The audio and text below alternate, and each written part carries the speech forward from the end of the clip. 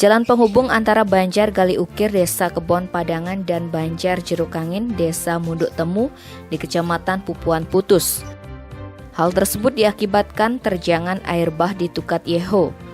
Berbekal Desa Kebon Padangan, Imade Arif Hartawan menyebutkan putusnya jembatan sepanjang 24 meter dengan lebar 1,5 meter terjadi pada Rabu 3 November. Akibat kerusakan itu, masyarakat mesti melalui akses jalan memutar sekitar 20 km dalam waktu tempuh hingga 40 menit. Jembatan yang dibangun pada tahun 2000 itu sangat penting bagi masyarakat, terutama untuk keperluan mengangkut hasil kebun atau pertanian. Menurutnya, pihaknya sudah sempat mengusulkan jembatan permanen di 2 titik hubung tersebut melalui anggota DPRD Tabanan, Igusti Nyoman Omardani ke Pemprov Bali.